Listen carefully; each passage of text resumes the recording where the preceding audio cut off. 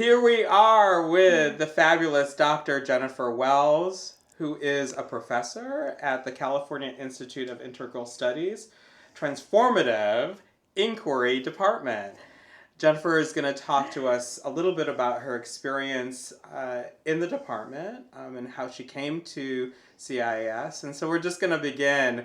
Jennifer, can you tell us a little bit about what it was like to come into this department, to CIIS?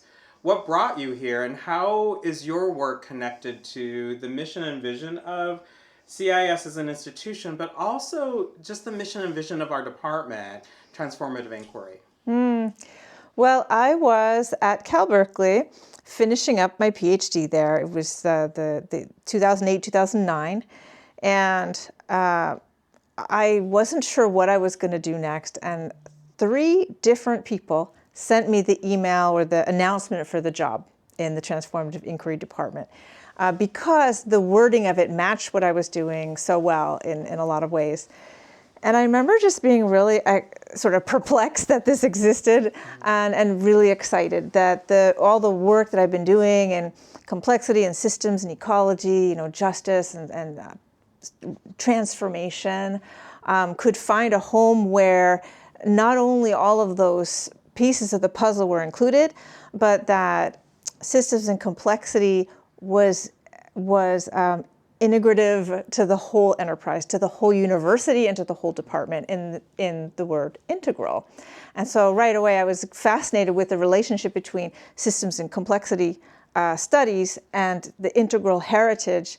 And I think one of my first reactions was excitement that this would allow me not only to pursue and advance work in these areas and these ideas, but also that this could allow me to feel more integrated as a whole person, that the parts of myself that had been passionate about justice, that had been passionate about spirituality, and had been passionate about the world of ideas and ecology, all came together.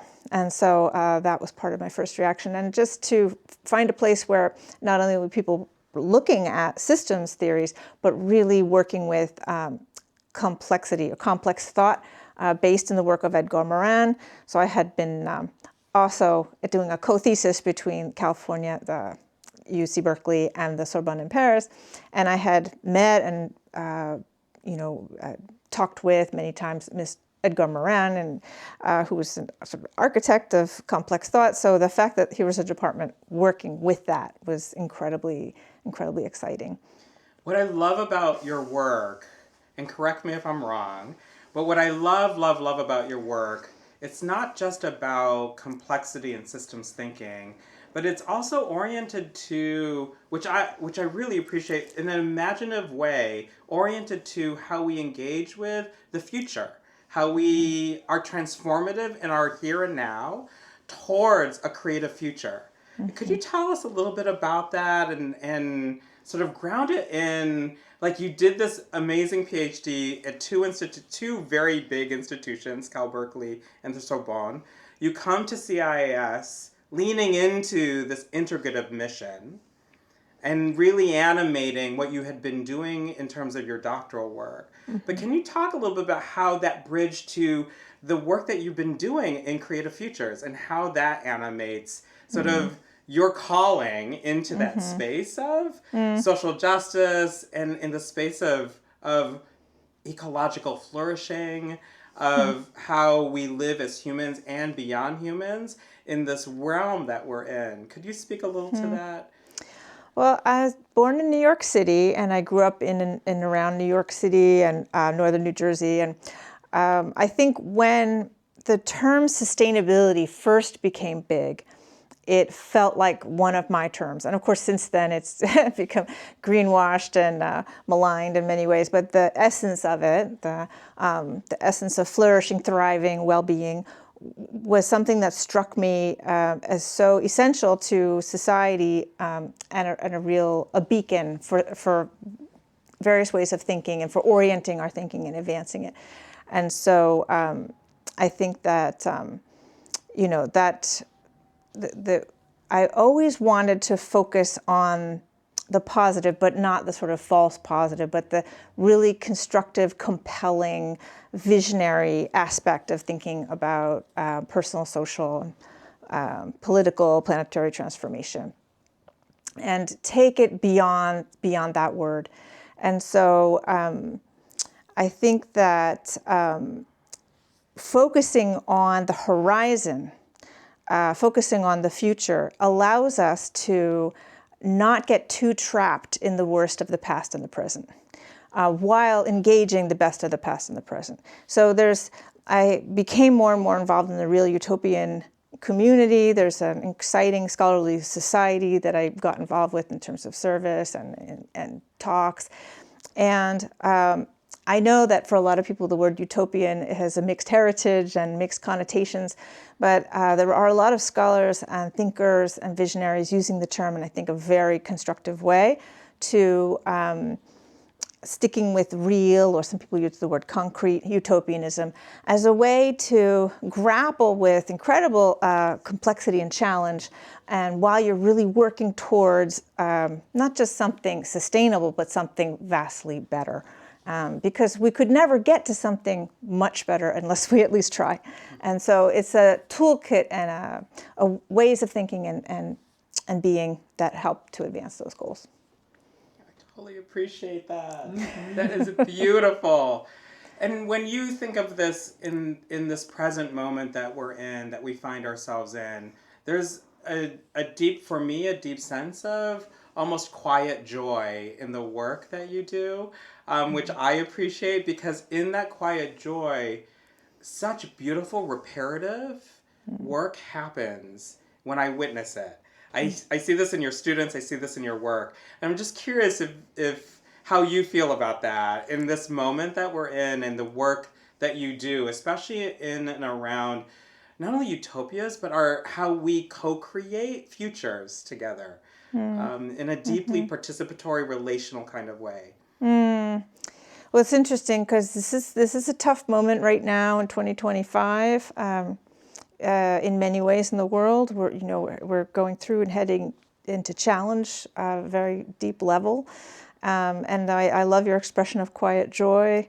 I think for a lot of us, finding a deeper grounding and anchor to rise to the occasion of what we're going through is something that the history and heritage of CIIS can help us with, can infuse us with. The grounding and wisdom traditions, as we draw on the best of science and scholarship of recent years and decades, can permit us to feel stronger in what needs to emerge at this time.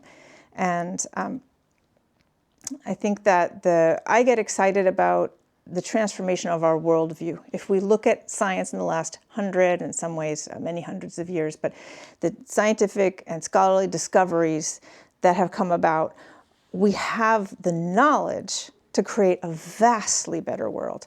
But it takes time to integrate that and to grapple with the very human political, the struggles of justice and politics to help birth that and bring that forward. And so, I think, I'm curious what you think of quiet joy. But when I think of quiet joy, I think of a kind of a grounding in the depths of our empathy and compassion and spirituality as a necessity for going through and going forward at this time. Absolutely. Absolutely. And what I appreciate about this and about your perspectives and how you approach your research work is that you call us into a deeper space of regeneration, which if people are tuned and listen to, this is what our department does really well, it feels like.